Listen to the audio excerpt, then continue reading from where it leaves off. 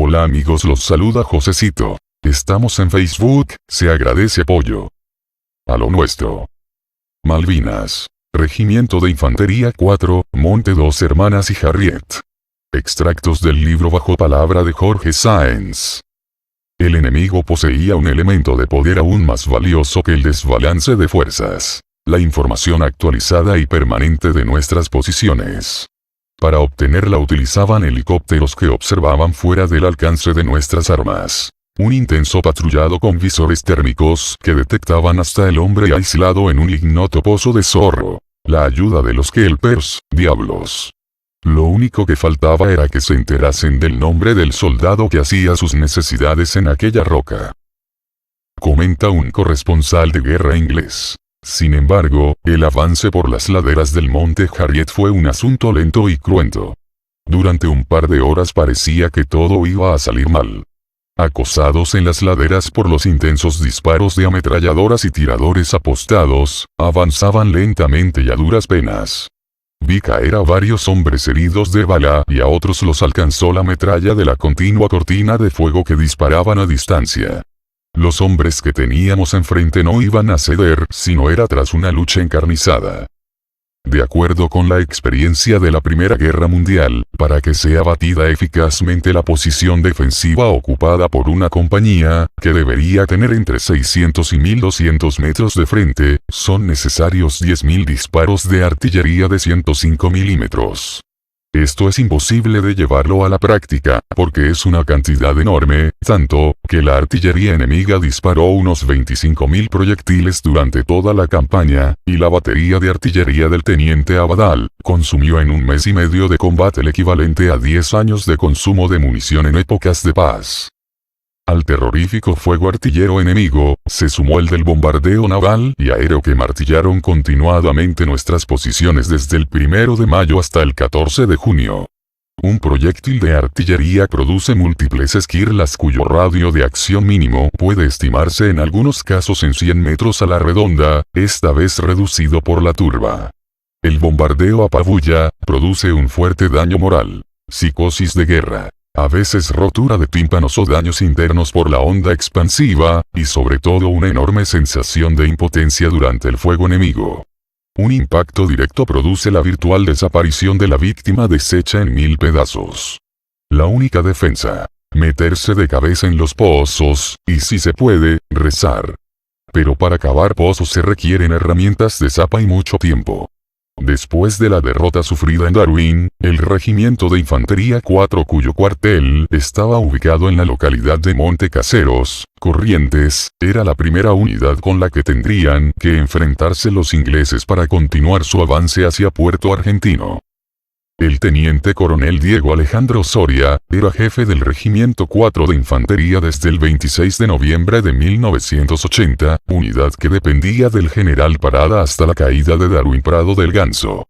Al arribar a las islas llevaba poco más de 2 años como jefe de regimiento, que tenía 2 compañías de infantería.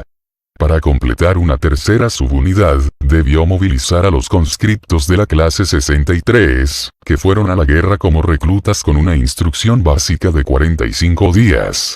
De esta manera quedaron completadas las 3 subunidades orgánicas, integradas por correntinos, chaqueños, formoseños y misioneros. Después de la derrota de Prado del Ganso, el regimiento pasó a depender del general Joffre y recibió la orden de ocupar posición en los montes Dos Hermanas y Harriet. La ocupación tardía de los montes Harriet y Dos Hermanas dificultaba por razones de tiempo el establecimiento de una defensa aceptable y bien organizada. Como la defensa de Puerto Argentino estaba concebida al revés, es decir, dando la espalda al oeste, a pesar del avance inglés proveniente desde esa dirección, nunca fue modificada por Joffre, que porfiaba que se iba a producir un desembarco sobre el núcleo de la defensa ubicada en Puerto Argentino. Ante la realidad de los hechos, se vio en la obligación de ordenarle al jefe del 4, ocupar la posición nombrada. Soria declara en la comisión Rattenbach lo siguiente: nuestra misión no era la de dar tiempo y espacio a la posición y replegarnos, sino la de permanecer en la posición.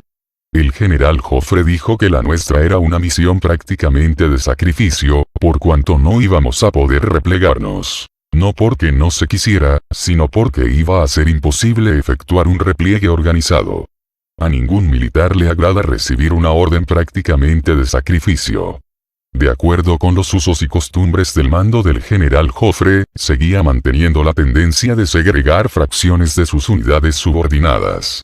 Es por eso que al Regimiento 4 le fue quitada nada menos que una compañía para enviarla al norte del dispositivo de defensa en la zona de Lowell, Monte Low, además de una sección de la compañía B destinada a dar seguridad al puesto de comando en Puerto Argentino.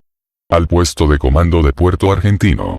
Esa sección de tiradores fue reemplazada por un rejunte de personal de las subunidades de servicios de la Brigada Tercero, no organizadas orgánicamente como tiradores. Cabe preguntarnos por qué no se hizo al revés. De esta manera el Regimiento 4 quedaba reducido a unos 400 hombres, equivalente a solo 2 compañías reforzadas.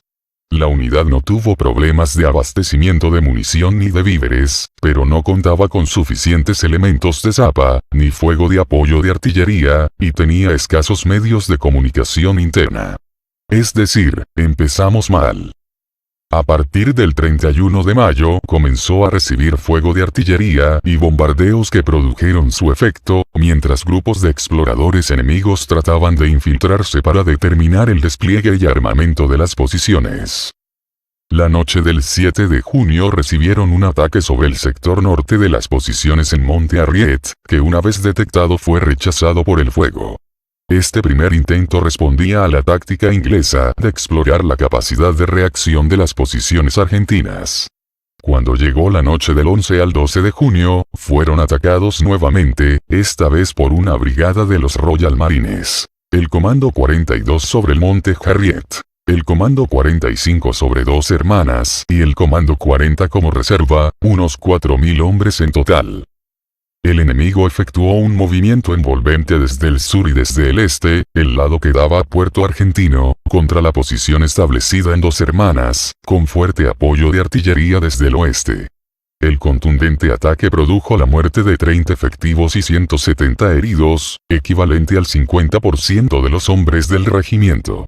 Una buena parte de la unidad se desbandó sin control hacia Puerto Argentino, mientras era apoyado por una compañía del Regimiento de Infantería 6, que se encontraba al este de Dos Hermanas. La posición de Monte Harriet, que estaba completamente rodeada, pudo resistir hasta el amanecer, momento en que los ingleses dejaron de hacer fuego y aguardaron pacientemente la inevitable rendición de lo que quedaba del regimiento. De esta manera se entregó prisionera una buena parte de la compañía B, con el jefe de regimiento que no quiso abandonar a sus hombres. Era el día 12 de junio de 1982. A pesar de las limitaciones que tenían en sus equipos individuales, el Regimiento de Infantería 4 combatió en una proporción de 1 contra 6 enemigos, apoyado desde retaguardia por una batería de la Infantería de Marina, cuyo fuego dirigió el mismo teniente coronel Soria que relata. Pese a todas las circunstancias adversas en que debió combatir, y a la desproporción de medios, el Regimiento 4 luchó hasta el límite de sus posibilidades. Prueba de ello fueron los 2 oficiales, 4 suboficiales y 16 soldados muertos y los 8 oficiales, 24 suboficiales y 89 soldados heridos. La enorme diferencia en equipo, efectivos, apoyo de fuego y elementos de transporte ágiles, como por ejemplo helicópteros, parecía que al llegar el momento de la verdad, es decir del enfrentamiento cuerpo a cuerpo o a distancias próximas, esas ventajas se reducían notablemente. Les faltó enterrarse, fortalecerse en el terreno y disponer de más efectivos, muy mal distribuidos por el Comando de la Defensa Argentina.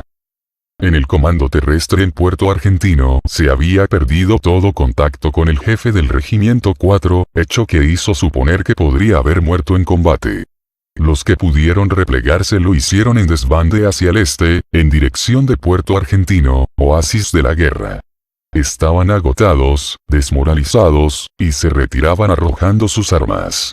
Los oficiales jóvenes fueron los que aún mantenían cierto espíritu de combate, y algunos de ellos se unieron al BIM 5 que los veían llegar.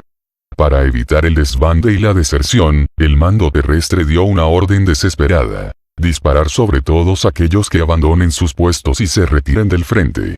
Esta es una forma de conducción reglamentaria, aunque disparatada e inmoral, que jamás tendría que haberse adoptado, porque la mejor manera de conducirlos era la de abandonar las comodidades del poblado, para ir a dar el ejemplo en el frente y poner el pecho a las balas. Robasio hace una breve mención en su libro sobre esta orden, y el conscripto clase 62 La Rivey de la compañía M del BIM 5, ubicada en inmediaciones de Saperil comenta: recibimos la orden de disparar sobre los que se replegaban. Los del regimiento 4 se acercaban desordenadamente, habían arrojado sus armas, parecía que nadie los mandaba. Ninguno de nosotros cumplió esa orden, ¿cómo íbamos a hacerlo? Nosotros fuimos a combatir a los ingleses, no a matar a nuestros compatriotas. En realidad, el BIM 5 era la unidad que por estar detrás del 4 y en el camino de repliegue hacia el poblado del regimiento 7, era en la práctica la destinataria de esa orden. Una directiva que en el BIM 5 se dio pro forma para que nadie la cumpliese. Resulta paradójica esta orden en relación con los argumentos de Joffre para no ejecutar acciones ofensivas por lo peligroso que hubiera sido para el personal llevarlas a cabo. Ese mediodía me encontraba de guardia en la sala de situación del Estado Mayor, acompañado por el suboficial primero Tolosa de la Jefatura de Infantería de Marina, que había sido mi eficiente auxiliar el año anterior en ese destino. Estábamos sumamente preocupados por el cariz que tomaban los acontecimientos en la isla, caracterizada por la ausencia de información detallada sobre las acciones en Harriet y Dos Hermanas. La superioridad naval era total y la aérea cada vez mayor. Siempre estaba presente en el aire una PAC que atacaba blancos de oportunidad o a pedido. El apoyo de fuego naval estaba muy bien coordinado, y la artillería de campaña cambiaba de posición utilizando helicópteros. La infantería británica tenía una increíble cantidad de lanzacohetes, misiles Milan y ametralladoras que silenciaban nuestras posiciones con rapidez. Estábamos en eso en la sala de situación, cuando ingresó un almirante infante de marina, que saludó cortésmente y me solicitó que lo ponga al tanto de la situación terrestre. Comencé por detallar las características del ataque inglés desde la acción en Darwin, lo ocurrido en las posiciones del regimiento 4 en los montes Harriet y Dos Hermanas, y los combates del regimiento 7 en el monte Longdon. No me resultaba agradable exponer, porque conocíamos que esas alturas estaban en poder del enemigo, pero no la suerte de los hombres del regimiento 4, cuyas noticias parciales habían sido suministradas por los efectivos que lograron replegarse. El alto jefe me escuchaba con atención y visiblemente preocupado, hasta que dije mirando hacia el mural donde estaba graficada la situación y como pensando en voz alta: señor almirante, de acuerdo con mis conocimientos profesionales en esta materia, el avance inglés desde Darwin es un récord mundial de velocidad y según mi apreciación, Puerto Argentino cae mañana o pasado. Mis palabras produjeron una reacción que no esperaba. Completamente fuera de sí, el almirante comenzó a moverse nerviosamente de un lado para otro, y exclamaba con voz de trueno: ¿cómo se atreve a decir eso? ¿Pero cómo? Queda relevado. Suboficial. Tome la guardia. En esos momentos estaba dándole frente, y no podía creer lo que estaba pasando. Su reacción me dio pena, porque veía a un oficial superior demostrando su completa incapacidad para asumir la realidad. Esa actitud escapaba a toda formalidad, a los usos y costumbres en el trato con un oficial jefe, y a la reglamentación aplicable en estos casos. Por otra parte, nunca podría haber ordenado ese relevo, porque la guardia no dependía de él, sino de la jefatura de operaciones del Estado Mayor. Sin responderle me di vuelta, guiñé un ojo al suboficial y comencé a llenar el libro de guardia. Dejé constancia que a tal hora fui relevado por orden del almirante tal, y que entregaba la guardia al suboficial cual. Documento que en estos momentos debe estar en el archivo histórico de la Armada. El histérico almirante nunca me pidió disculpas como hubiese correspondido, y por mi parte tampoco le hice reclamo alguno. ¿Para qué? Si 2 días después caía Puerto Argentino. Bueno amigos, hasta aquí el relato. Seguiré subiendo material, como siempre. Hasta pronto.